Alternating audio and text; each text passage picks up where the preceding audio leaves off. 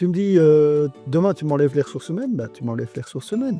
Peu importe, il y a pas de précaré, c'est comment on va réussir ensemble pour Crayon. Et si tu as plus besoin de moi, tu as plus besoin de moi. Le but, c'est que les équipes soient autonomes. J'assimile assez souvent, la position du RH sur le gardien de but. Tout le but qu'on prend, alors là, ça devient la catastrophe. Les arrêts que tu fais, les beaux trucs que tu mets en place, c'est normal, c'est le gardien de but, il a arrêté le ballon, on n'a pas pris de but, c'est normal, c'est dans son job. Bienvenue dans The HR Masterclass, le podcast où on parle leadership, culture et talent. Je suis Frédéric Nolf et je tends le micro à des leaders qui ont des choses à dire. On parle d'expérience, de conviction et de comment ils font bouger les lignes.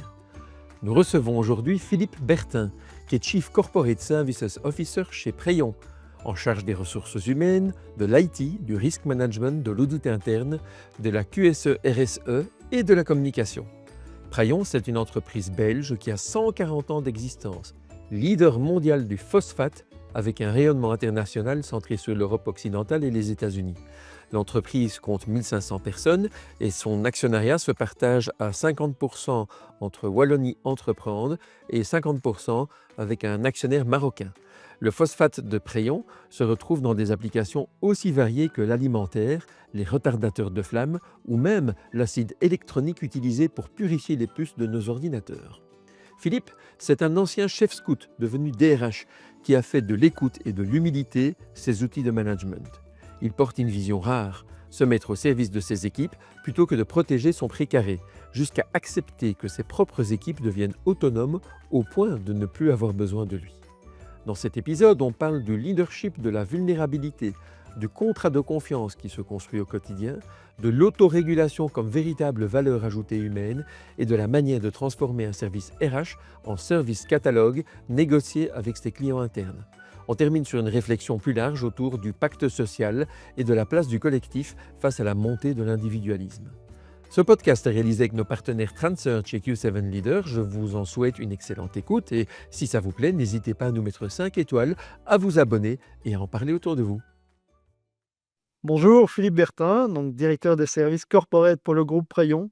J'ai la chance de diriger 5 directions au sein du groupe Crayon qui vont des ressources humaines en passant par l'IT, tout ce qui est risk management, audit interne, puis on ajoute un peu de QSE et d'RSE et pour finir la communication et tout ce qui est relations publiques. Donc voilà, depuis 13 ans dans ce comité de direction de groupe. Voilà, et avant ça, d'autres expériences dont tu pourrais nous parler? Comment s'est construite ta carrière? Alors ma carrière, elle a pas du tout commencé là-dedans. Déjà, j'ai fait Sciences Po Relations internationales, ça mène à rien. Si on fait pas la diplomatie ou autre, c'est un parcours très généraliste et j'ai commencé d'abord une formation comme consultant SAP, SD et après 6 mois, je suis arrivé comme directeur hypermarché, chez Carrefour. Ils venaient d'être achetés GB. Alors ils m'ont pas du tout engagé pour mon diplôme. Ils m'ont simplement engagé parce qu'ils ont dit: «Tiens, vous avez fait les mouvements de jeunesse, vous avez été chef de troupe. Ouais, diplôme universitaire, c'est ça qu'on cherche, mais c'est ça qui nous intéresse» et toute l'interview n'a été que sur le fait que j'ai été, chef de troupe et dans les mouvements de jeunesse. Tu Alors cherchais du là, leadership, c'est ça? oui, mais c'est uniquement ça, tu es très tôt dans le magasin et tu dois expliquer un peu, comment gérer dans l'ensemble des volets auprès du personnel, dans toutes les métiers donc oui, j'ai fait du rayonnage, j'ai tout fait, je c'est très amusant. Ensuite, bah, non, à ce moment-là, ils me disent: «Tiens, on te verrait bien sur les RH». Bah, oui, mais non, moi, je suis dans les ventes. Je suis pas dans les RH et le programme jeune, ça va être chez Carrefour, et je vais à la fondation rurale de Wallonie. Très peu connue, un peu moins de 100 personnes. J'arrive comme attaché à la direction et ils me disent: «Oh, on a fait un audit récemment et il nous faut un manager RH et on te verrait bien dessus». Je me dis: «OK, ça va, 2e employeur, c'est bon». Et là, j'ai refait un master alors en management des ressources humaines en complément et je suis rentré sur la fonction de manager RH qui a tracé finalement la majeure partie de ma carrière. Donc ça a été la fondation et puis une belle rencontre, après quelques années, à la fondation avec un des directeurs des RH des grands miniers Carmeuse et l'Ouest. Il m'invite à manger, donc le lien parfois avec les anciens est fabuleux. J'étais intimidé au possible et il me dit: «Mais Philippe, si tu veux faire vraiment carrière dans les RH, c'est bien le diplôme que tu as fait, mais maintenant il faut que tu aies une boîte internationale. Si tu sais aller vers les métallos, c'est pas mal. et une taille où tu as un conseil d'entreprise. Et donc j'arrive chez Lax, je quitte la fondation. Lax, qui est une entreprise sur le site de Liège Airport. C'est Challenge Handling maintenant, donc très, très, très grosse entreprise. Société israélienne qui fait en fait du fret aérien avec leurs propres avions. Ce sont des métallos sur Liège Airport, vu que le bassin Nougré, principalement les ouvriers sont allés sur Liège Airport et à leur conseil d'entreprise. Et donc, tous les bons conseils des anciens, là, tu les appliques et tu dis très intéressant. Et la carrière continue dans cette voie-là. Alors, des avions, bah, j'ai des enfants en bas âge à ce moment-là. Je me dis, je ne vais pas trop les perturber. Avion, je vais passer au bateau. Ça, c'est très simple pour mes enfants en bas âge. Et je vais chez Brunswick, chez Marine Power. euh, où je comprends, société américaine, cotée en bourse de New York, où c'est des moteurs Mercury, les beaux bateaux qu'on voit dans les films américains avec des moteurs noirs à l'arrière, c'est le leader sur ce marché-là. Là, je comprends en toute franchise ce que sont les RH internationales. Mon VP est un Matt Shewy, qui est un VP britannique sur les RH. Et il me fait manger vraiment les ressources humaines. Je suis déjà à l'ADP depuis un bon petit temps. Je deviens le président de l'association des DRH à ce moment-là dans la région de Liège. Et là, je mange vraiment aussi des ressources humaines internationales, des KPIs et vraiment cette approche de société cotée en bourse. Rapidement, après 3 ans, 3-4 ans, bah, j'ai la chance d'arriver chez Prayon, 2013, où là, on constitue le comité de direction. C'est un tout nouveau comité de direction et ça fait maintenant un peu plus de 13 ans que je suis dans le comité de direction de Prayon, avec à la base, bah, comme je te disais, pas tout de suite toutes ces directions-là, ce serait un peu fou, mais je viens bien sur le volet RH et sur le volet com à l'époque. Donc c'est comme ça que je rentre chez Prayon. On comprend que tu as bénéficié alors, tu les as appelés les anciens, de mentors, de gens qui t'ont dit: «Attention, dans ta carrière, c'est important de faire ci et ça». Tu dirais quelles ont été tes grandes sources d'inspiration finalement dans ta carrière? C'était tout d'abord les anciens de l'association des DRH. Moi, j'étais très impressionné. J'étais très jeune DRH dans les 30 ans, vraiment la petite trentaine, et je les regardais avec des grands yeux et aussi ceux qui avaient fini la carrière. Parce qu'en fait, j'ai du bonheur à discuter avec eux. Je pense à Marc Géron, à François Huard, des anciens des ressources humaines, parce que ça sert à rien, entre guillemets, on le devient un peu plus âgé, de discuter technique. Mais l'humain, il change pas. L'humain, il change pas, les conflits humains ne changent pas, la manière d'être des gens, ce qui se passe dans une entreprise, tout ça, les anciens l'ont vécu. Et donc d'avoir leur explication sur comment on vit les choses dans la relation humaine, ça, c'est des années qui apportent la sagesse et je crois qu'eux, ont acquis une certaine sagesse et d'aller les écouter.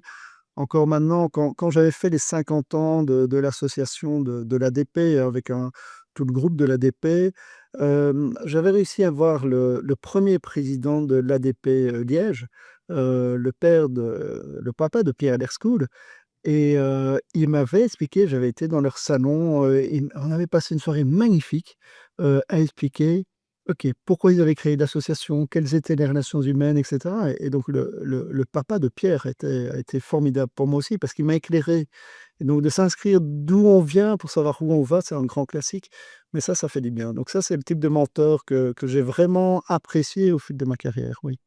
Oui, il faut apprendre aussi à savoir écouter alors à ce moment-là. Il faut, être réceptif aussi aux messages qu'ils te donnent. Je te rejoins. Là, tu me fais parler. Moi, je suis beaucoup une personne d'écoute. Je suis un introverti de nature, donc la fonction a fait que j'ai dû être extraverti. Les différents endroits où tu exerces, on doit être extraverti, mais non, je suis fortement à l'écoute. Dans un groupe d'amis, je vais plutôt être celui qui écoute. Et donc ça, c'est plutôt mon mode de fonctionnement. Donc oui, ça, c'est vraiment j'engrange vraiment d'être assez humble par rapport à qui on est et de se dire: «Tiens, mais qu'est-ce qu'ils peuvent m'apporter?» j'ai il y a une chose qui me marque aussi, c'est dans les relations sociales, tu vois, Frédéric? C'est de prendre le temps d'écouter nos partenaires sociaux, d'avoir ce dialogue. Heu, y J'aime bien un petit truc, c'est de se dire: «Une montre cassée a raison 2 fois par jour». Même une montre cassée a Très raison juste 2 même, fois par très jour, précise non? 2 fois par jour. Ouais, donc la personne en face de toi, elle doit avoir quand même raison sur certains points. Elle Bien doit sûr. et donc que ce soit un syndicat, que ce soit n'importe qui, mais écoute-le. Prends le temps, concentre-toi sur ce qu'il dit, essaye de te mettre dans son esprit. Donc Ça, c'est très compliqué, hein, à notre époque où on fonce, où on doit aller dans la vitesse sur beaucoup de dossiers. De se dire on se pose une minute au bureau, on réfléchit, les moments de silence, ils sont pas nombreux, hein. Ils sont pas nombreux. Donc c'est chercher à comprendre, dans le fond, cette personne me dit ça, mais c'est quoi éventuellement qu'il y a derrière? C'est quoi la raison? C'est quoi le problème dont elle me parle? Peut-être pas avec le vocabulaire habituel auquel on est habitué en management, c'est Oui. ça? Oui, tout à fait. Ah oui. Hem, Ces temps de pause, ces temps d'écoute, ça c'est fondamental. Oui, oui, tout à fait. Et alors comment tu t'es retrouvé à rajouter comme ça, 4, disciplines supplémentaires chez Praillon à côté des RH? Et beh, c'est une très bonne question. Heu, je crois qu'il y a, c'est une très, très bonne question, Frédéric. Heu, il y a le fait, bon, comment tu manages peut-être tes équipes. Il y a du hasard par moment, parce que parfois il y a des départs et on se dit: «Mais tiens, cette direction-là, on va la mettre chez qui?» Et puis surtout, j'ai pas de précaré. Je dis souvent à Geoffrey Clauze, hein, qui est le CEO de l'entreprise: «Tu fais ce que tu veux, Geoffrey, dans l'intérêt de Prion. Tu me dis, demain tu m'enlèves les ressources humaines, bah, tu m'enlèves les ressources humaines. Tu m'enlèves tel département, peu importe. Peu importe, il y a pas de précaré, c'est comment on va réussir ensemble pour Prion. Et si tu as plus besoin de moi, tu as plus besoin de moi. Le but, c'est que les équipes soient autonomes. Nous, on est là vraiment quand il y a des gros, gros problèmes, donner les visions, mais une entreprise, des gens savent ce qu'il faut faire. C'est vraiment dans les grandes difficultés. Donc je crois, c'est comment on se met au service de nos équipes. Et au moins on est vraiment en pression sur les objectifs à atteindre et cetera, mais c'est plutôt j'aime bien passer dans les bureaux et demander: «Mais ça va? Comment je peux t'aider?» Et souvent, nous, on est plutôt là pour mettre de l'huile dans les rouages. Une fois qu'on a défini vers où on va, une fois qu'on a la vision commune du cap qu'on a donné au bateau, de là, mettons-nous au service l'un de l'autre, et donc il y a pas de précaré à voir, il y a pas de silo à voir. C'est vraiment, la réussite de l'entreprise et au final, se dire: «Bah, OK, il y a 1 500 familles qui vivent grâce à cette entreprise. Je suis que de passage. De toute manière, je ne suis que de passage. C'est une entreprise qui a 140 ans.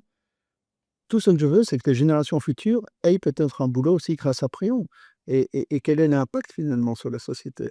Donc là, je crois, de là, alors tu te libères de ces histoires de silos, de, bah, oui, le département RH a dit que et cetera. Non, non, comment ensemble on fait équipe? Ça, je crois que c'est fondamental. Est-ce que tu dirais que c'est ta manière de voir les choses ou c'est quelque chose qui est ancré dans la société auprès d'autres leaders aussi?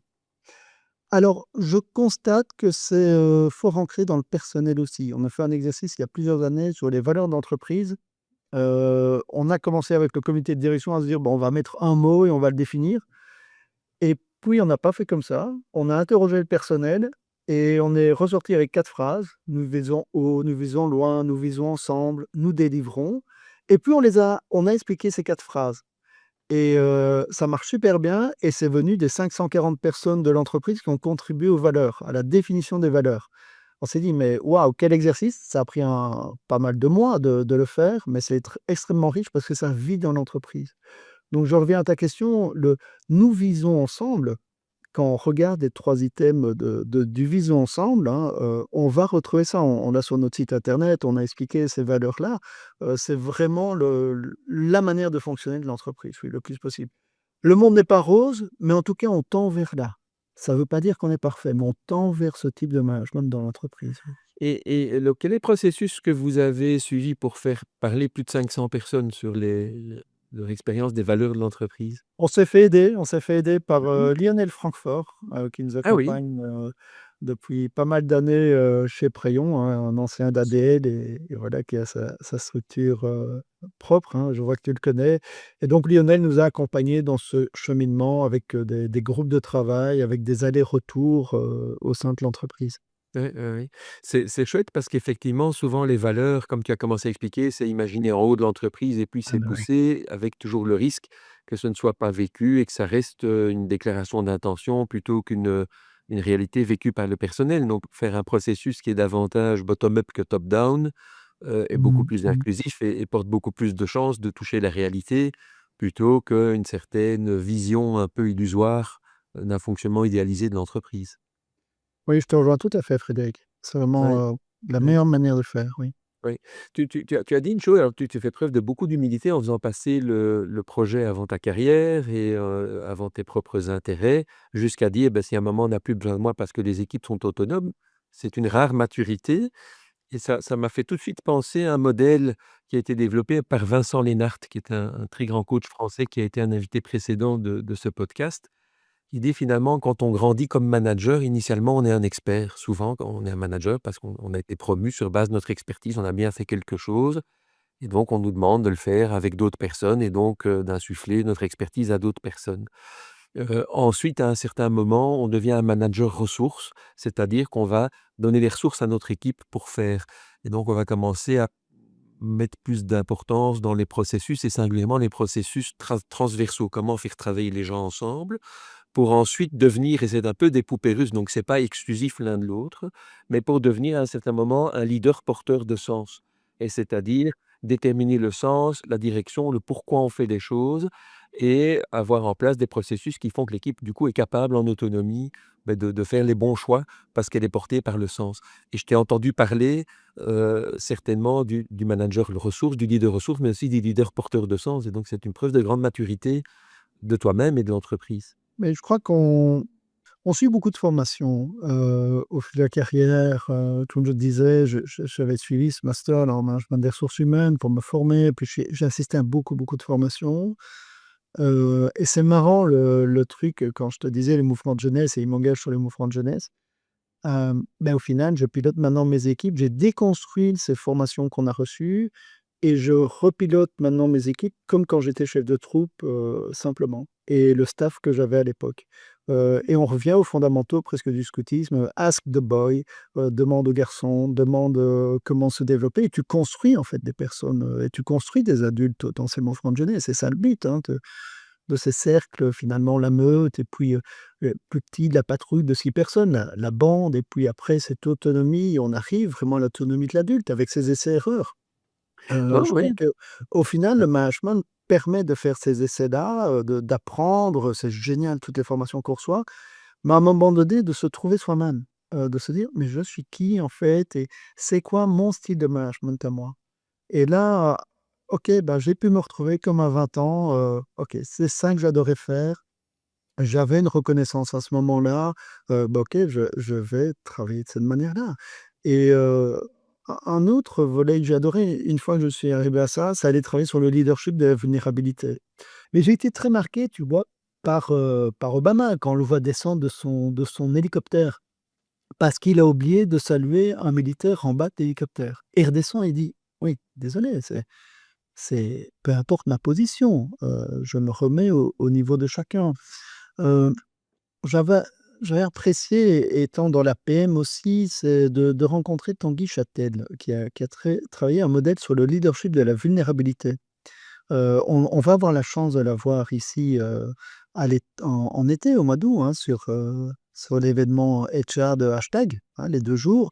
Heu, c'est formidable. La manière dont il approche la vulnérabilité et le fait de nous dire: «Mais chacun dans une entreprise est vulnérable». On pense souvent quand on voit une personne en entreprise: «Tiens, mais il a vécu un décès récemment» ou «Il vient de se séparer», et on a une attention pour ces personnes-là. Mais en fait, toute personne vit quelque chose dans l'entreprise et il y a celui qui est peut-être en accompagnant personne, celui qui vit une situation compliquée avec ses enfants et cetera. Donc il nous approche bien sur le premier volet qui est de se dire: «Tiens, 100 des personnes sont vulnérables». Ce qu'on a ici dans mon bureau, c'est très peu vulnérable, ça va peut-être survivre à nous et cetera. Mais il y a un truc qui est clair, c'est qu'on va tous mourir. Ça, c'est certain, on est 100 vulnérables. Par contre, quels sont les choix qu'on porte? Et puis de se dire: «Mais OK, la personne est peut-être en faiblesse actuellement dans mon entreprise» et il a fait une analyse formidable, Tanguy Châtel, sur le nombre de personnes et le pourcentage de personnes qui sont en faiblesse au sein d'une entreprise, pour les cas que je te citais. Alors comment nous, entre autres au niveau RH, on va prendre conscience de ça, le manager va prendre conscience et essayer de la ramener en vulnérabilité? Et il y avait un cas récent encore, avec une personne où tu sentais elle était proche du burn-out, mais qui allait de la colonne faiblesse, elle est tombée dans la colonne souffrance. Où là, tu es plus loin, tu es dans la souffrance d'une personne en entreprise, ça peut être le burn-out, ça peut être des choses plus dramatiques, mais il explique bien, Tanguy Châtel, comment tu ramènes d'abord les personnes en position de faiblesse et puis en position de vulnérabilité. Et donc c'est très important, je trouve, dans les ressources humaines. Ici, on s'axe un peu sur ce volet humain de ce métier, c'est de se dire: «Tiens, où en sont mes personnes dans l'entreprise? Est-ce que je fais attention que la personne qui est en faiblesse ne bascule pas dans la souffrance, avant peut-être de la ramener en vulnérabilité?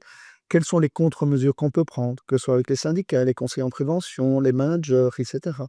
Et ça, c'est très intéressant et je trouve c'est là, on revient sur le leadership de la vulnérabilité, sur ce qu'on discutait finalement de l'approche qu'on peut avoir en tant que manager, mais c'est des personnes, je trouve, tu parlais de personnes qui nous influencent, qui nous font réfléchir.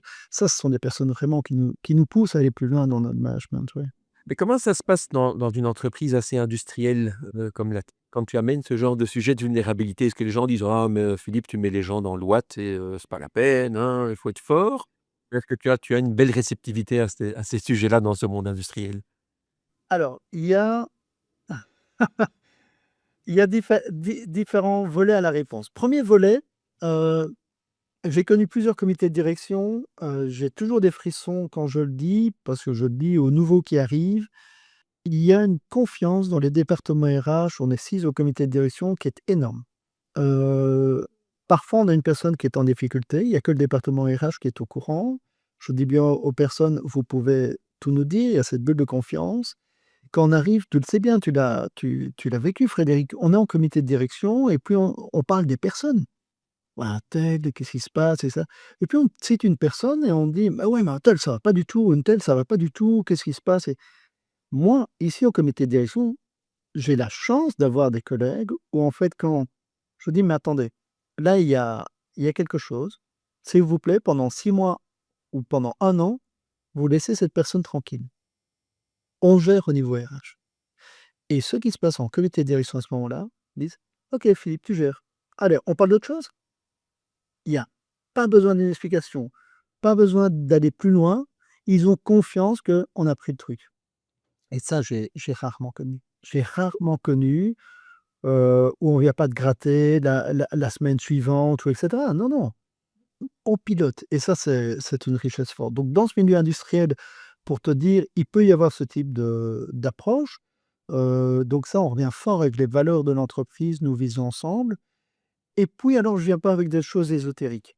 Je suis issu d'une famille d'ingénieurs, beaucoup de frères ingénieurs, donc je viens avec du rationnel. Donc je me souviens qu'on avait fait un exercice avec Christophe Le Guttché sur, de hashtag sur la circularité humaine. C'était un projet européen et on avait eu des réunions chez Orange. J'ai jamais osé en parler en entreprise, mais jamais. Jamais de se dire se former, c'est la reconversion de l'humain et cetera. Intellectuellement, c'est passionnant, mais tu peux pas venir, tu le sais bien, en entreprise comme ça. Donc sur Tanguy Châtel, ce que j'ai juste fait les 3 colonnes. J'ai fait 3 colonnes en expliquant, sur un cas précis d'une personne qui avait cette souffrance-là, pour éclairer un leader d'entreprise. J'ai pris son flip chart, je savais qu'il écoute quand on est dans son domaine d'expertise et j'ai fait les 3 colonnes, tac, tac et je lui ai expliqué le cas. Ça a duré 5 minutes. J'ai juste mis le nom de ta personne en dessous du flip chart. «Tiens, c'est telle référence si tu veux» et c'est parti et le message était parti et le dossier a bien avancé grâce à ça.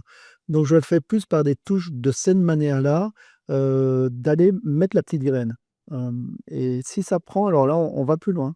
Oui, ça me fait penser à une autre manière ou un modèle qui consiste à dire: quand on est au travail, on peut être considéré comme un objet de production, c'est-à-dire un Mmh, rouage dans les processus, mais on peut aussi être considéré comme un sujet en croissance et le regard qu'on porte sur les gens, va influencer beaucoup de choses. Si on voit les gens purement comme des objets de production, c'est peut-être ça le travail qui broie les gens, l'entreprise qui broie les gens en disant: «Beh, je les utilise» et un peu comme on peut exploiter des ressources naturelles jusqu'à leur épuisement et on peut aussi exploiter l'humain jusqu'à son épuisement, mais si on commence à porter un regard sur les gens comme autant de sujets en croissance et avec toute l'humanité que tu amènes en disant: «Beh, voilà, il se passe des choses dans leur vie, mmh, mmh, on a droit à plus d'une chance» et cetera. Je pense qu'on a quelque chose en retour qui est mmh. qui est très différent comme type de relation dans les 2 sens.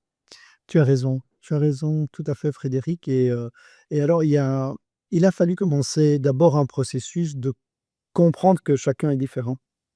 Alors tu vois les petites briques, hein, derrière moi, les briques de couleur là, bah, peu importe le modèle, mais on est allé sur la théorie de Jung et là, c'est le modèle Insight Discovery des couleurs, que ce soit MBTI, peu importe, mais on a mis ce langage commun depuis 2016 dans l'entreprise facilement, sur: «OK, qui es-tu? Quels sont un peu tes comportements et quels sont les comportements des autres?» Et ça nous a permis en fait d'ouvrir des portes, des champs de discussion avec, je parlais de gens un peu plus rationnels, de dire: «Attends, tout le monde fonctionne pas comme toi dans l'équipe. Il y a d'autres richesses et d'autres manières de fonctionner». Alors certains m'ont dit, très rationnellement dit: «Ah merci Philippe, maintenant j'ai le mode d'emploi pour les gens». J'ai dit: «Non, ce sont des tendances, ce sont des perceptions sur les personnes, mais je suis heureux parce qu'il a déjà ouvert les portes. Donc maintenant il faut juste décoller le fait que non, c'est pas parce que tu es désigné bleu que tu es bleu et que tu fonctionnes comme ça, rien à voir». Donc on touche à ces tendances-là. Ça a pris du temps, des années même, pour faire passer, l'ensemble. Il y a, comme tu sais, il y a 1 500 personnes dans le groupe, donc de faire passer l'ensemble des personnes par ce filtre-là et de certifier même au niveau RH, une personne sur l'Inside Discovery. L'idée, c'est d'avoir utilisé qu'un seul outil. Pas avoir MBTI et d'autres, non, un seul et un langage commun d'entreprise. Ça, c'était le plus simple. Mmh. Et puis une fois qu'on a eu ça, on est allé sur l'Anthony alors, sur, les La modèles, pyramide de Lencioni, ouais, oui, la oui. Je pyramide l'avais de vu l'E chez toi en te rendant visite, je l'ai vu ouais, dessiné à un ouais, tableau. ouais, ouais, il s'était pris Très beau modèle. ouais, le bouquin Ouais, de l'Anthony. Et donc, ça, c'est un très beau modèle, sur la confiance et autres. Donc, connais-toi toi-même, connais un peu les modes de fonctionnement des autres et puis de là, qu'est-ce qui dysfonctionne ou fonctionne dans ton équipe? Et l'Anthony, ben, on l'a distribué, à tous les managers de l'entreprise, à tout nouveau qui rentre dans l'entreprise. Ben, moi, je fais, tout nouveau cadre, je le vois, je lui donne le bouquin dans sa langue. Là, c'est le modèle français, mais on a tous les exemplaires dans les langues de chacun et on leur explique: «Ben, voilà, c'est un des outils, il y en a plein d'autres, mais ça, c'est un outil qu'on utilise dans l'entreprise et qui renforce le langage commun au sein de l'entreprise». Et là, tu commences à pouvoir on revient alors à pouvoir exprimer du Tanguy Châtel, à pouvoir aller aussi loin dans un comité de direction, dans le respect RH. Il y a toute cette pierre fondatrice évidemment à mettre en place qui permet alors ce type d'approche par après, oui. j'aime beaucoup la cohérence que tu donnes dans les choses parce que dans le modèle de Lencioni, la pyramide de Lencioni, la base, c'est la confiance et souvent quand on demande aux gens: «C'est quoi la confiance?» «Ah beh, c'est de pouvoir compter sur et c'est que les gens fassent ce à quoi ils se sont engagés». Lencioni dit: «Non, la confiance, c'est la capacité à se montrer vulnérable. J'ai confiance dans une équipe quand je montre mes vulnérabilités». Donc c'est très cohérent avec ce que tu as dit sur le travail que vous avez fait par ailleurs et tu as parlé toi-même de la vulnérabilité. Donc ça, c'est le cœur de la confiance selon Patrick Lencioni, c'est cette volonté ou cette openness à se montrer vulnérable, être OK de se montrer vulnérable en l'équipe. C'est-à-dire, on sait qu'on va pas en profiter pour me planter un poignard à ce moment-là, quoi. Ça, c'est Oui, la c'est vraiment confiance ça. fondamentale. Oui, c'est chouette. Oui, oui, tout à fait. Philippe, est-ce que tu as vécu des échecs? Est-ce que tu as fait des grosses erreurs dans ta carrière? Des grosses erreurs, oui, certainement, des échecs, oui, mais des exemples qui m'ont marqué, ça c'est il y en a l'un ou l'autre. Il y en a un qui m'a toujours marqué, c'est la belle erreur que j'ai fait chez Dax. Je parlais de cette société, hein, dans le fret aérien dans l'aérien, qui m'a bien été utile ici récemment chez Prayon. Heu, on a déménagé ici, on a un nouveau siège corporate, on a enfin un siège corporate depuis 1978, il y en avait plus, donc là on a racheté le bâtiment un bâtiment, on est sur 4 étages avec les 200 personnes et j'ai pas fait l'erreur du passé. Alors l'erreur du passé, Heu, je fais des transformations de bureaux chez Dax, on se dit: «Tiens, on va transformer, on va faire un paysager avec le flux entre l'import, l'export qui arrive vers l'avion et jusqu'au camion au début, les documents qui transitent et cetera». Et je me dis: «Mais sur plan, c'est génial», je discute avec les gens, je fais un peu de collaboratif, mais sans plus, d'accord? Heu, sur plan, c'est top et je me souviens d'une personne, une dame qui a un bureau qui va être plus grand. Alors elle a son bureau qui est plus grand, mais elle est peu heureuse. Heu, je me dis: «Mais c'est pas possible, enfin sur plan, c'est génial, elle est mieux située et cetera» et j'ai pas écouté. L'erreur, j'ai pas écouté et qu'est-ce que j'ai pas écouté? C'est qu'en fait, elle a des orchidées et son bureau était plus petit, mais il était au nord Et pour ces orchidées, elles allaient très bien. C'était pas important pour elles, le fait, et tu compris, d'avoir un bureau plus grand et cetera. Et ça, c'est des erreurs où tu apprends. Tu dis: «OK, je me le fixe, et ça, je vais pas oublier». Et ici, on a déménagé 200 personnes. 1 an et demi de projet, pour avoir notre nouveau siège corporate.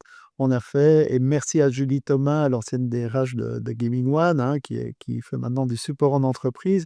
Julie nous a accompagnés pendant 1 an et demi sur des sous-groupes, des groupes de travail, qu'est-ce que les gens veulent, on a fait des groupes de travail sur la mobilité, sur la sustainabilité, sur le sport, sur le nom des salles de réunion. Et de dire, c'est pas les 6 du comité de direction qui décident de ce bâtiment. On peut fixer un peu le cadre, ça oui. Mais après, comment on joue dedans? Il y en a, ils ont 20 ans, ils vont passer peut-être toute leur carrière dans ce bâtiment. Alors que nous, on est en déplacement, on est ailleurs, et cetera. Donc on a mis même des bureaux plus petits pour la direction, on a regardé pour que chacun, puisse avoir des bureaux qui soient adéquats et d'être fortement à l'écoute, fortement à l'écoute. Donc sûrement, fait des efforts, mais peut-être un peu moins, Frédéric. Et Peut-être un l'erreur que tu peu avais moins. commise alors, c'était quoi? Tu l'appellerais comment? Bah, on revient au ask the boy, demande aux gens, demande aux Ouais, gens, demande aux ouais, personnes. ouais, Ils savent ce qu'ils ont besoin, ils savent ce qu'ils veulent, c'est leur lieu de vie, et c'est pas de ta tour d'ivoire parce que dans un bouquin tu as pensé que, non, non, non, stop, stop. C'est des dividendes, c'est des portes ouvertes, mais ça, c'est le genre de truc, d'erreur que j'ai pu commettre. Ouais, ouais, clairement. tu as dit «ask the boy», c'est Oui. C'est une formule dans le scoutisme de demande aux garçons, ask the boy, c'était dans Baden-Powell, ouais, qui explique bien ça. Et donc c'est demande aux personnes. Demande comment il veut se construire, demande comment, que ce soit au féminin ou au masculin, demande à la personne: «Tiens, mais c'est quoi ton plan de développement finalement? ouais, Vers où tu veux aller? c'est C'est quoi tes quoi tes besoins? choix?» Oui, tu as besoin Hein? de quoi? Ouais, ouais. Oui, c'est vers où tu as envie de mener ta carrière, mener ta vie, et ne te fais pas influencer. C'est quoi tes choix à toi? Ça revient à l'autonomisation dont on parlait tout à l'heure, hein. Oui. Je pense, Philippe, que tu es occupé à gagner ton surnom dans le monde RH d'Akela, hein? On va t'appeler Akela, dans le monde RH. Mais dans t'avouer un truc, j'ai été chef scout aussi et moi j'ai Oui. aussi été fort influencé dans ma jeunesse par, une phrase de Baden-Powell que j'avais trouvée, c'était bien avant l'internet, je sais pas où j'avais lu ça. Je la paraphrase parce que c'est sans doute pas la situation exacte, mais il avait dit: «Il faut avoir la conviction qu'en tout garçon, donc en toute personne, heu, il y a un être bon qui ne cherche qu'à s'épanouir». Oui. Et j'avais trouvé ça tellement puissant, puis ça rejoint toute une série d'autres théories, notamment la de Rogers, par exemple, ou toute une série de théories qu'on peut appliquer dans l'entreprise. Il faut toujours chercher la bonne personne, Mais toujours voir bien la sûr, mais bien sûr. Alors ça, certains vont dire: «Ouais, c'est sympa cette vidéo, boy scout et cetera», mais finalement Baden-Powell est un militaire. Il construisait sous un modèle militaire, mais si on revient aux toutes les théories de management, elles n'ont que 2 fondamentaux: les théories militaires, hein, de stratégie et cetera, et les théories de la psychologie, et c'est ça qui font toutes nos formations en management finalement, c'est de recouper ces 2 axes-là. Donc qu'on soit en train de discuter du sujet Baden-Powell, et peu importe ce qu'on veut y mettre derrière, mais ça reste ce côté, d'une certaine rigueur, d'une certaine vision, d'une certaine manière de fonctionnement, que ce soit le système de troupes, le système de patrouille, et cetera. Donc tout ça est dans la rigueur d'une certaine approche qu'il a su mettre avec une certaine psychologie. Et donc ici, en entreprise, on vient bien sur ce modèle-là de stratégie. Quand on parle de stratégie, dans la nuit des temps, c'est la stratégie militaire, c'est pas la stratégie d'entreprise. Donc c'est toutes ces notions-là qui sont derrière, mais c'est comment on les transforme véritablement en ces 2 tu fais entreprises, tu hein. fais bien de parler de ça. En fait, effectivement, on a beaucoup de choses qui sont appliquées en leadership, qui ont été, issues d'études qui ont été financées notamment par l'armée américaine. Mais bien On a des sûr. grands psychologues américains dont les recherches ont été financées. Je pense, par exemple, à Will Schutz, qui a écrit un bouquin remarquable qui s'appelle «L'élément humain», dont les recherches ont été financées par l'armée américaine. C'est la question était très simple: «Qu'est-ce qui rend une équipe performante?» Et donc, forcément, les armées, sont intéressées par ça. Et moi, je dois t'avouer, moi, je suis de la génération la première fournée qui a pas dû faire son service militaire. Donc la levée 94, hein, je suis la première dispense. Donc mon frère qui a de 3 ans de plus que moi a dû faire son service militaire et moi j'ai été dispensé. Et j'avais à ce moment-là l'image de l'armée en disant: «Oh là là, tous mes copains ils ont le service militaire, oh là là, c'est en dessous de tout, enfin c'est de la bureaucratie». Enfin, ils décrivaient des choses qui étaient tout sauf un modèle inspirant. Mais Oui. quand on regarde bien, alors c'était peut-être, lié au service militaire obligatoire et la manière dont on gérait ça, je n'en sais rien.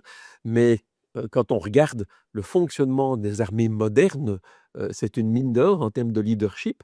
Et j'ai déjà eu l'occasion, à d'autres temps, de participer à des conférences, notamment, je me souviens, avec quelqu'un qui était un ancien très haut gradé de l'armée anglaise et qui parlait d'éléments de leadership qui donnaient énormément d'autonomie aux équipes et de capacité aux équipes de décider sur le terrain sans avoir à en référer parce qu'ils avaient effectivement créé le cadre et cetera. Donc en réalité, effectivement, les éléments de leadership et d'armée, il y a des liens qui sont en fait beaucoup plus modernes que ce que j'avais imaginé précédemment. Ah oui, c'est fou ça. Ouais, ouais, ouais. Oui et tu vois la demande, tu parles de la demande aux gens, la demande, aux militaires, l'autonomie. Hem, je crois que et ça on essaye de l'appliquer ici, c'est aussi la demande à nos clients internes. De: «Vous voulez quoi comme service RH? Vous voulez quoi comme service, de direction, de support au sein de l'entreprise?» Ici on a mis en place, tu vois, un système de service catalogue.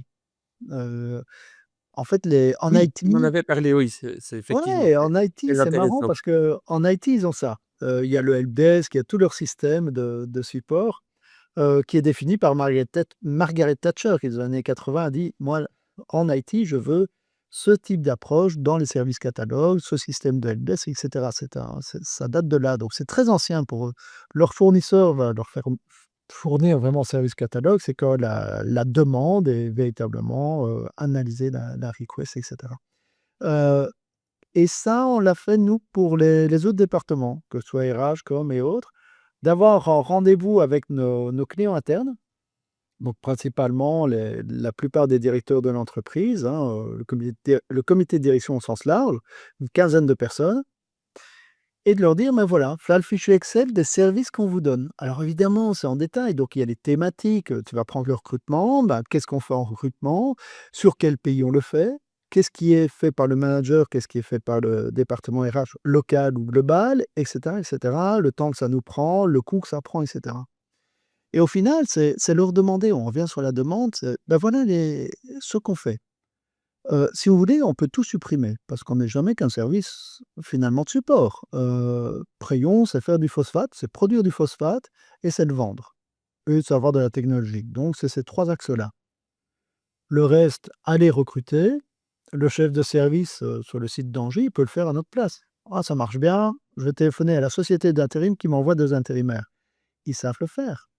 Ils savent s'il a le permis camion, il peut même prendre son camion et aller, distribuer son phosphate chez les clients et qui lui paye de la main à la main et lui donne l'argent. Tout ça, c'est possible. Simplement, nous, qu'est-ce qu'on crée comme valeur ajoutée? C'est à chaque fois de se dire: «Tiens», pour le client, de se dire: «Chef de service, tu sais, tu es un très bon producteur, tu es un super ingénieur. Moi, je peux te faire gagner du temps». Parce que j'ai négocié, tout d'abord financièrement, je t'ai négocié des bons coefficients auprès des agences d'intérim, donc ça ne va pas te coûter trop cher. Et puis je peux te les amener formés, je peux te mettre un système de gestion de performance ou de formation de tes gars si tu veux. Ça va pas prendre trop de temps, parce que si lui sait le faire lui-même, alors ça sert à rien, c'est qu'on lui mange du temps. C'est comment lui faire gagner du temps et vraiment du service en plus. Et notre fichier Excel reprend l'ensemble, tu vois, de tous ces services-là pour tous les services support et de se dire alors: «Tiens, OK, ça, je gagne du temps, je vous le confie et chaque année, on va revoir un peu, est-ce que je veux encore que RH fasse ça ou pas?» Et dans le tablé, on leur a mis les trucs obligatoires, légalement. Aux États-Unis, bah, il faut faire ça. En Belgique, il faut faire ça. Ça, tu peux supprimer le service de faire du mentorat ou du parrainage dans l'entreprise, tu peux le supprimer, c'est pas obligatoire. Voici ce que tu auras comme impact. Par contre, la paye tous les mois, ça, cher ami, si c'est pas nous, il faudrait que quelqu'un le fasse. Ça peut être toi, mais tu peux supprimer ton département RH, mais voilà les conséquences. Et donc ce qu'on fait, c'est que on essaye sur mai-juin, presque chaque année, c'est de voir les directeurs sur notre service catalogue. Ils préparent la réunion, on fait des petits groupes. Sur l'été, nous, on réfléchit entre nous sur, on a assisté à des colloques, à des conférences, on voit vers où le métier va. On se dit, mais tiens, les services doivent être adaptés comme ça. Donc, il y a notre expérience aussi. On n'est pas là simplement à dire, vous savez tout, cher client. Donc, c'est qu'est-ce qu'on apporte au client. Et alors, en septembre, octobre, on peut revenir avec un service catalogue qui est beaucoup plus carré pour l'année qui vient après. Et donc, on le réinforme, notre client interne, ben voilà comment on a transformé. Et surtout, c'est le temps où tu peux définir tes ETP, tes budgets, tu peux définir les volets financiers. OK, à partir de janvier de l'année, voici notre budget. On a autant de budget souvent en septembre-octobre. Voici le budget, voici les ETP à prévoir pour l'an prochain. Et on a un pilotage beaucoup plus par l'entreprise, par la demande véritablement de qu'est-ce que l'entreprise a besoin pour son core business. Et je crois que c'est fondamental pour nous RH de ne pas se déconnecter parce que j'adore aller dans des colloques, dans des conférences, et cetera, mais c'est quoi la réalité de mon entreprise et c'est quoi la vérité de valeur ajoutée de ces départements au sein de l'entreprise? Et là, alors, on est pleinement reconnu. On est pleinement reconnu. C'est remarquable, j'ai jamais entendu ça dans ces termes-là, hein, d'arriver finalement à déterminer la valeur ajoutée et l'impact de tes services et en même temps, est-ce que c'est pas là la meilleure manière de sécuriser tes budgets et comme tu disais tes ETP, enfin les moyens pour délivrer? Parce que je pense que moi je vois beaucoup des RH qui sont tu parlais de vulnérabilité, faiblesse, souffrance, je vois quand même pas mal des RH qui sont pas loin de la souffrance, ils ne le sont pas encore, de s'engager à des choses sans en avoir les moyens et donc ils se font enlever leurs moyens, mais ils gardent la volonté de délivrer quelque chose par sens du devoir, du service ou que sais-je et donc je trouve que là, voilà, tu arrives à créer un dialogue avec le business sur ton catalogue de services, ce que ça prend réellement comme temps, ce que ça nécessite comme investissement et ce que tu ne dois plus faire. Alors on dit toujours en RH, on doit être ouvert à ce qu'on doit arrêter de faire, mais là, quelque part, tu le formalises quoi ça, Oui, et on a, grâce à ça, augmenté la reconnaissance des autres. Donc, on reçoit plus de reconnaissance sur ce qu'on fait. parce qu'on ne savait Alors pas ce que que vous faisiez? On n'avait pas Mais une bien bonne sûr, conscience de tout tu ce que vous reviens sur l'image de l'iceberg ou tu reviens sur les fonds marins et ils voient que la surface. Ils voient que la oui. surface mais pour faire une paye, il faut faire quoi? C'est quoi toutes les missions derrière?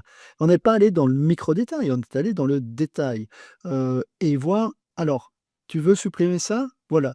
Tu veux supprimer le mentorat, ça te prend trop de temps? Ah ben, voilà les impacts. Oh, tu veux garder le mentorat? Pour faire du mentorat en entreprise, voilà toutes les conditions. Ah oui, tu as assisté à une réunion entre CEO ou entre dirigeants, industriels, tu as entendu que ce serait génial de le faire, tu le veux, bah, voilà les conséquences, simplement les impacts et donc Pas là, on a d'engagement sans les augmenté. moyens, c'est ça. Oui, on a vraiment travaillé ce phénomène d'iceberg, de zones cachées, de comprendre tout ce qu'il y a, dans nos services. Est-ce que c'est pas trop lourd à gérer? Est-ce que ça crée pas une forme de Ça a bureaucratie, Alors ça a d'inertie, de pris manque des années, d'agilité? ça a pris des années de le mettre en place parce qu'on l'a fait en temps caché. On s'est pas excité à le faire: «Ouais, il faut ça dans les 6 mois». Non, on s'est dit: «Tiens», on a d'abord sur les services corporate que je pilote, on a d'abord fait un séminaire, avec, Catherine Elzen qui est professeure sur les clients, qui en marketing et qui aborde les clients, qui est venue pendant 2 jours, avec les cadres RH, on était juste en début covid 2020, à définir un peu c'est quoi notre service corporate. On a défini des missions, les valeurs de notre service, la co-construction et où on se plaçait par rapport aux clients. On s'est dit: «On est trop loin sur la fin de la courbe, on va se rapprocher du début et aller vers la co-construction avec nos clients sur nos projets» et cetera et ce qui est sorti du séminaire, on s'est dit: «Tiens, ce serait bien que la vue globale des services corporate, ce soit de faire ces services catalogues» et là, on l'a pas mis en objectif annuel pour chacun. On s'est dit: «On va le travailler en temps caché, on va voir comment l'IT, vu que ça fait depuis les années 80 qu'ils font ça, comment on va le construire?» On a la com qui est dans le département, donc la com, génial pour un peu vulgariser le truc, qu'elle soit sympa, soit pas un bête fichier, et cetera et puis on a impliqué l'ensemble des départements donc on va dire en plus ou moins 3 ans, on a su faire ça et on le co-construit à chaque fois avec nos clients. Est-ce que du coup, ça t'a amené à arrêter des activités dans les RH? Oui, à arrêter des activités où je me souviens d'une réunion à Augusta, avec le directeur de site, avec Laurent, qui me dit: «Mais tiens Philippe, au niveau, salarial, Compenben, je pige pas, vous donnez ce service-là à l'ensemble des sites, mais moi je l'ai pas, et il m'intéresse». C'était, sur les classifications de fonctions et cetera au niveau international et donc ça permet d'ajuster des trucs comme ça où des personnes nous disent: «Non, non, ça on sait le faire en interne». Bah OK, faites-le, sur des sites peut-être plus petits ou de 60 personnes où ça sert à C'est ça. rien d'aller mettre Il y a de pas besoin mastodonte. qu'RH s'occupe de ça, je peux couvrir Bah autrement. oui, OK, là, on va pas faire le RP RH, on va mettre un fichier Excel en place. Ça Oui, sert à OK. rien parce que, leur faire rentrer dans un ERP RH pour 60 personnes ou 30 personnes, bah, tu démolis de la valeur. Donc, ah oui, c'est super pour tes rapports, mais attends, aucun intérêt. Qu'ils fassent le fichier Excel, qu'on va interfacer avec l'ERP, on va trouver le système. Heu, Qu'est-ce qu'on a besoin en création de valeur? Ça, c'est Oui. fondamental, oui. Donc ça Du coup, permet d'arrêter des choses comme ça, là. ça te permet de calculer des return on investment? C'est une autre difficulté en RH. On nous demande parfois de prouver le return on investment. Du coup, tu as une base saine pour calculer tes return on investment? Oui, tout à fait. Hein? Et au final, tu manages aussi ton risque RH en entreprise, qu'est-ce qui est important, comment et là, ça devient intéressant pour le comité d'audit aussi de se dire: «Tiens, OK, comment ils pilotent les risques? Comment ils pilotent le l'organisation?» Oui. Oui. Est-ce qu'il y a des choses, communes en RH qui, toi, te donnent des boutons ou te font dire: «Non, mais enfin, on ne devrait pas faire ça» ou «C'est des tendances que je ne suis absolument pas» ou des choses qu'on faisait avant qu'on doit arrêter de faire? Il y a des choses qui m'agaçaient, qui m'agacent plus. Ça a été au tout début de notre carrière, c'était les neurosciences où, dans les années, allez, tout début, on a perdu toute crédibilité dans ce domaine des neurosciences parce que c'était un peu, il y avait un petit côté charlatanisme, et autres.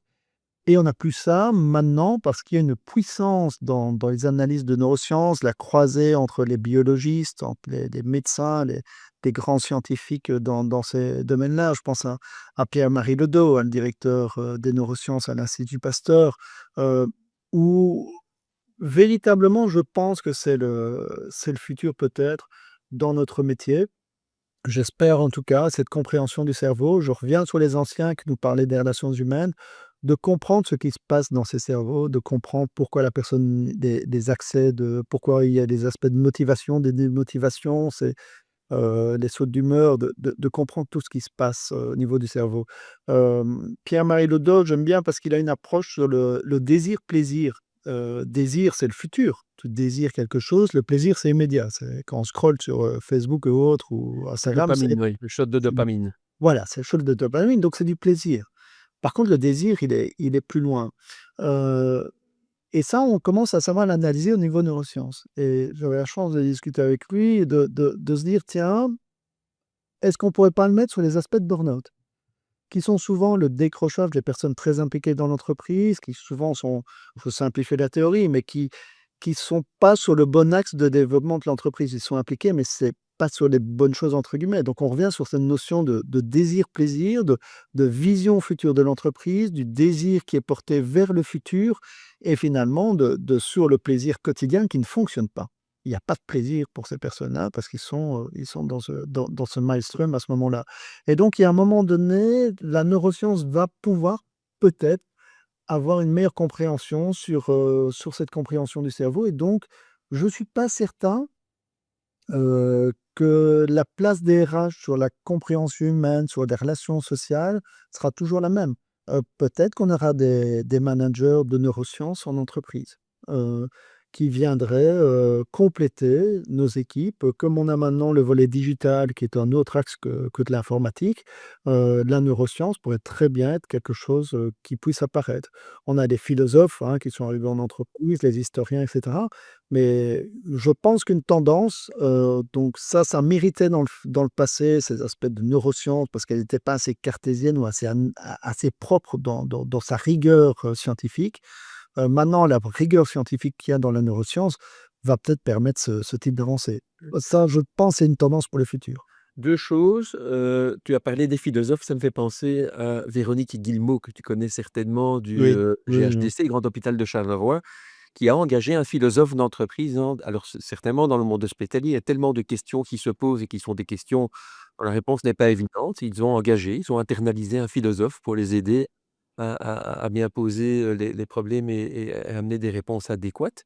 Et alors effectivement, les neurosciences, c'est vrai qu'à un moment, on avait un peu tendance à tout peindre, hein. Les gens très vite se réclamaient des neurosciences, un petit peu comme argument marketing ou pour chercher une crédibilité.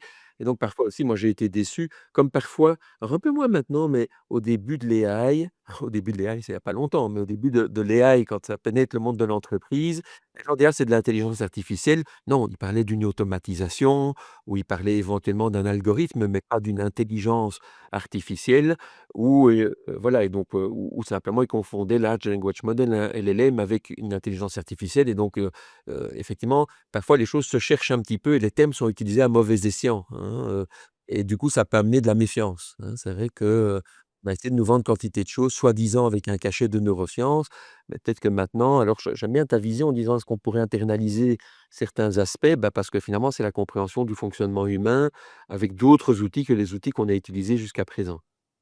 Oui, oui, oui, et cette compréhension, tu me fais penser à autre chose en parlant des philosophes aussi, cette compréhension de l'humain, sur le cerveau est fondamentale et puis pour revenir sur ta question, est-ce qu'il y a des choses qui m'irritent? Est-ce qu'il y a des choses qui changent et autres?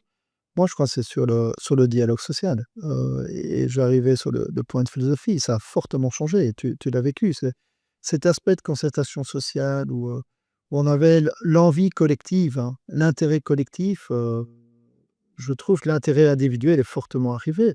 Quand je vois c'est très dur les métiers de délégués syndicaux, très, très dur. Parce que maintenant ils négocient, auprès des personnes, heu, en direct et donc ils viennent nous trouver sur un accord qu'on a entre nous. On trouve un accord, comme dans le passé avec les délégations et dans le passé, ils revenaient en assemblée. J'aimais bien Marc Goblet à l'époque, j'adorais travailler avec Marc Goblet, qui était mon permanent syndical. On sait la carrière de Marc, j'aime bien passer du temps avec lui parce il avait une vision des choses, peu importe qu'on soit pas d'accord, il y avait une discussion très intéressante. Mais Marc revenait en assemblée, il y avait pas un mot. Voici l'accord qu'on a signé, c'est bon. Maintenant, on arrive plus à, et ça c'est la société civile aussi, le délégué revient et dit: «Ben voilà l'accord» et puis il y en a un dans la salle qui lève la main: «Oui, mais et moi, on n'a pas pensé à mon cas» et donc l'intérêt individuel ressort beaucoup plus qu'avant et donc ils reviennent devant nous, ils disent: «Bon, on n'a pas d'accord. On n'a pas d'accord parce que voilà ce qui s'est passé en assemblée». Et donc c'est pas dû aux personnes, c'est dû à cette société civile et donc pour ça que je pensais pourquoi je pensais aux philosophes, quand tu disais le mot, et ce que Véronique a fait. Heu, Au final, on revient sur la capacité à faire société ensemble. Ce côté de relation sociale, de concertation sociale, c'est un pacte finalement, c'est un pacte social, c'est un pacte de société et on revient à Rousseau, Rousseau, le contrat social et cetera. Et de se dire: «Mais OK, là, c'était le bonheur individuel, dans le cadre de l'intérêt général», c'est Rousseau, mais de se dire: «Mais OK, mais ce pacte social, c'est ce fait que nos délégués sont en difficulté, que les directions sont en difficulté dans un contexte de société individualiste», tu te poses la question au final: «Mais est-ce qu'on ne peut pas renouveler un pacte social?» Un pacte social commun, de se dire: «Comment on fait société ensemble?» Et ça transcende les entreprises. On voit les difficultés qu'on vit dans certaines entreprises de dialogue, de conflits entre les personnes, de tensions dans la société en général. Mais on revient au philosophe Rousseau en se disant: «Comment on fait société ensemble? Comment on fait pacte social ensemble? Comment on fait une cohésion sociale ensemble?» Et ça, c'est vraiment les grands défis et donc les répercussions, ces chocs qu'on reçoit sur l'entreprise ne sont que des impacts sociétaux. Et donc il y a vraiment on voit nos tensions dans les extrêmes au niveau politique, on voit nos tensions en Europe sur les extrêmes. Quand on regarde les derniers rapports, au sens pur et dur, il reste 25 démocraties dans le monde, alors qu'on n'était pas dans ce modèle-là. On a eu le 20e siècle qui était, le siècle où en fait les démocraties ont écrasé les autoritarismes, hein. C'est les chutes des murs, c'est les chutes du mur de Berlin, c'est toutes ces chutes-là, c'est les guerres mondiales gagnées de démocratie contre l'autoritarisme.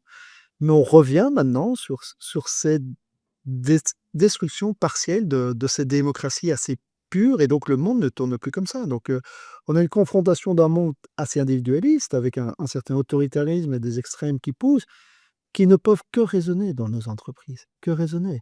Et c'est là où, en tant qu'RH, on doit bien sentir, OK, comment le monde tourne, se dire: «Beh, OK, j'ai la sagesse des anciens que j'ai écoutée, mais c'est quoi le monde de ce nouveau millénaire? qu'est-ce qui se passe au sein de la société et de là, on peut comprendre alors nos clients internes et on peut mieux comprendre aussi les services qu'on doit donner.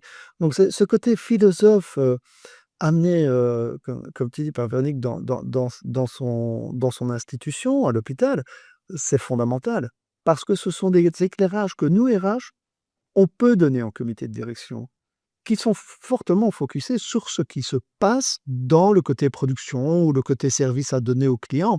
Nous, ça, c'est notre rôle aussi, c'est de venir donner ces petits éclairages en plus sur ces blind spots, que l'organisation peut vivre et ça, je crois que RH, alors, il gagne en crédibilité et n'est plus juste le souffre-douleur des métiers, de dire: «Ouais, mais c'est impossible que, parce qu'il se passe ça et ça». Non, c'est comment on élève le débat et ça, je crois qu'on en est tous capables. D'élever le débat, ça, c'est tout à fait Bah, possible. tu viens de nous démontrer ta capacité à le faire, mais aussi à aller très profond dans la réflexion, Mmh. parce que tout ce que tu as expliqué là, c'est très, très juste. On a un vrai phénomène sociologique, on a poussé l'individualisation très loin jusqu'à à pousser l'individualité et on peut se référer par exemple aussi à Julia de Funès, hein, quand on parle des Oui, philosophes, tout à fait. notamment le fait que quand on pousse l'inclusion très loin, en même temps, on est toujours à risque de faire passer les besoins individuels avant les besoins collectifs et éventuellement de ne plus vivre ensemble et c'est vrai qu'on constate quand même à beaucoup d'endroits, tu prenais l'exemple des syndicalistes. Moi, j'ai une fois aussi un grand patron syndical qui dit: «On a des gens qui disent: "Mais enfin, j'ai payé ma cotisation, vous me devez quelque chose, hein, vous devez au moins me ramener ma cotisation"».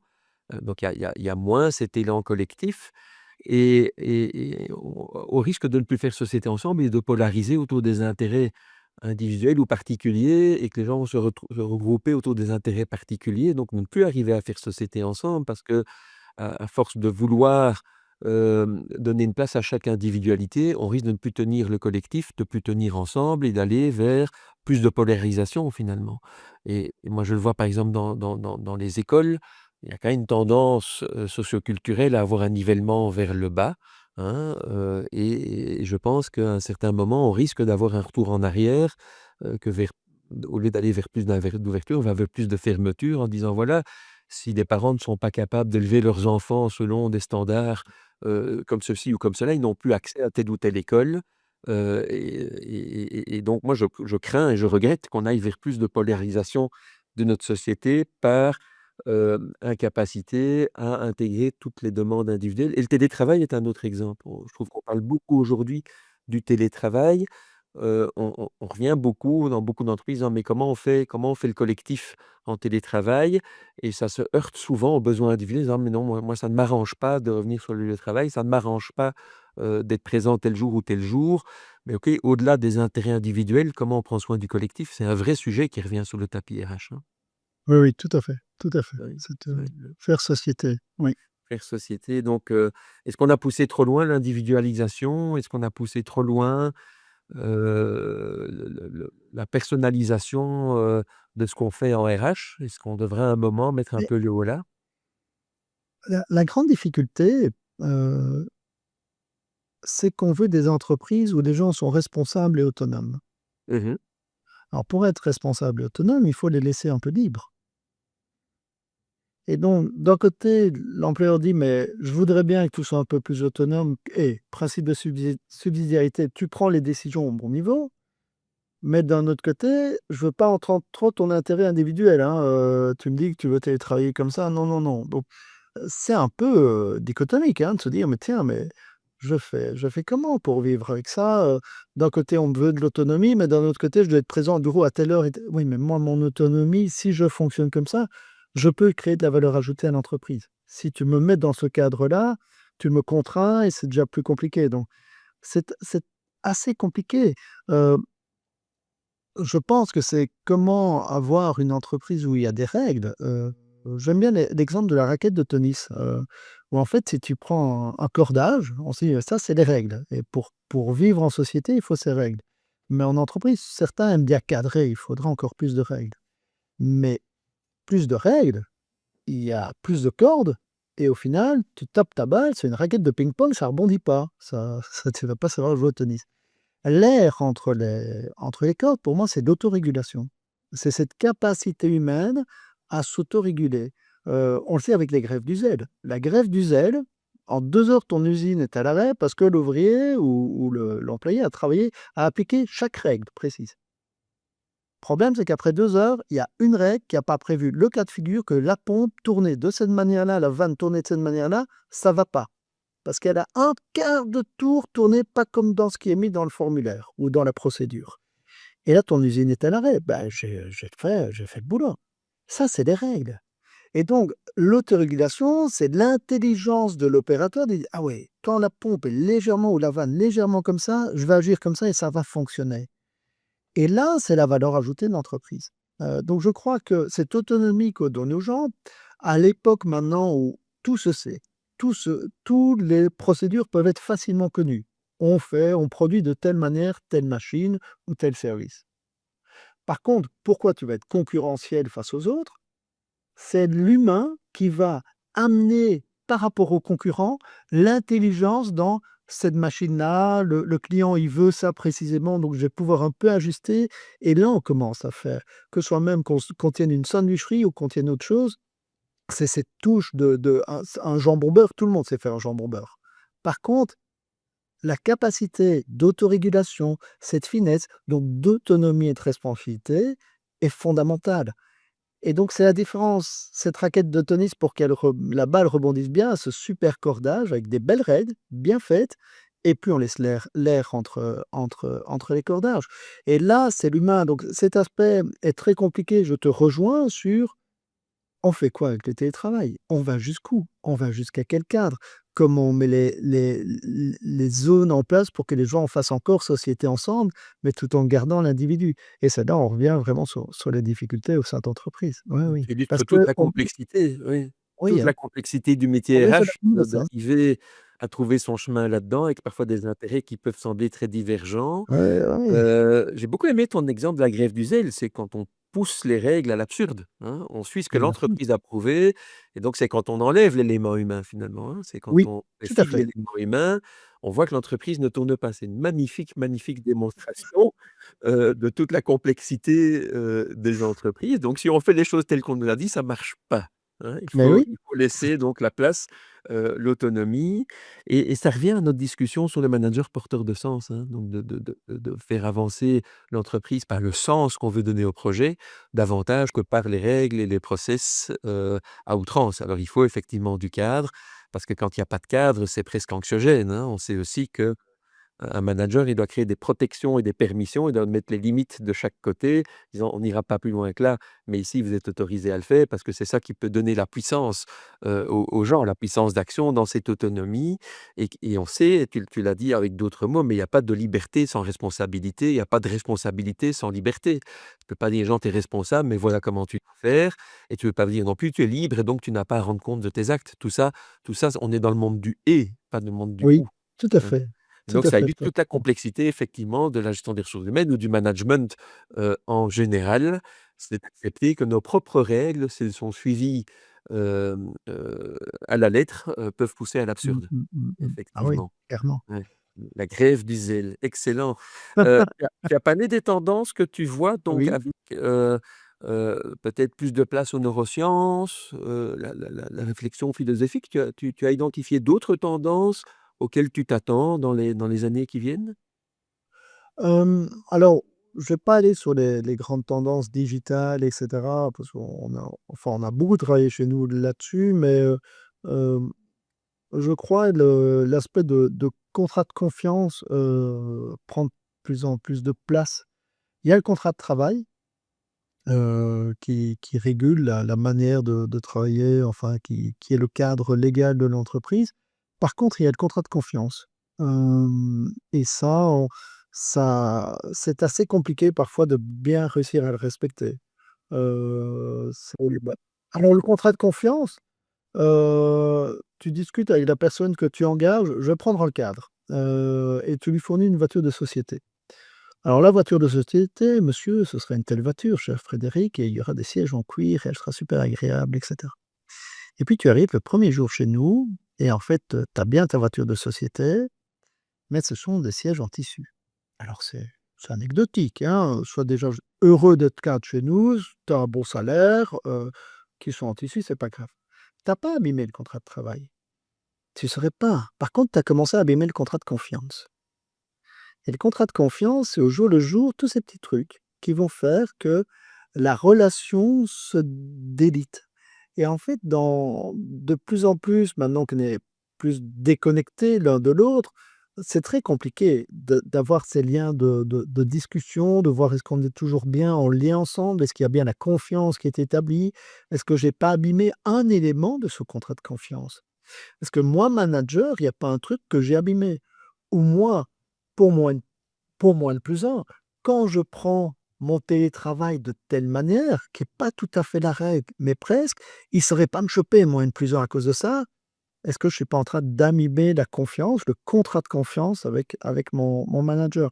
Donc ça, le contrat de confiance avec les outils modernes est parfois plus complexe parce on est moins présent sur le bureau, on est moins présent tout le temps dans la collectivité, donc on fait confiance à l'autre par défaut, mais on sait que c'est un château de cartes, hein, la confiance, hein. Ouais, Ça prend du 2-3 temps, choses c'est bien à là-dessus. fond ce Ouais. château de cartes, mais ça s'écroule très vite et vas-y Frédéric, tu veux 2-3 réagir? réflexions, oui. Alors, on parlait de Julia de Funès il y a un instant. J'ai beaucoup aimé quand on a eu l'occasion de la voir en conférence chez Hashtag au mois de décembre dernier. Elle disait: «On dit en management, la confiance n'empêche pas le contrôle». Elle dit: «Philosophiquement, c'est faux. C'est complètement faux. Faire confiance, c'est justement dire: "Je ne contrôle pas. Je sais que je ne dois pas contrôler parce Tout que à j'ai fait, confiance"». Et donc oui. ça dit: «La confiance n'empêche pas le contrôle», c'est qu'en fait, on n'a pas confiance. C'est une antinomique, ou c'est une c'est une contradiction. L'autre chose, la confiance se gagne en grammes, mais elle se perd en kilos. Hein, et donc elle est plus, très très longtemps de l'acquérir, mais ça se perd parfois, boum, d'un seul coup, on perd 1 kilo de confiance alors qu'on a mis 1000 grammes à la gagner. Et tu me disais, voilà, ceux qui peuvent profiter éventuellement du télétravail pour un peu et cetera. 1 de mensonge dilue 99 de vérité. Oui, Et donc là aussi, on est c'est dans vraiment ce ça, hein. domaine de la confiance. Donc Mmh. on est effectivement des petites choses peuvent faire perdre complètement le fil, hein.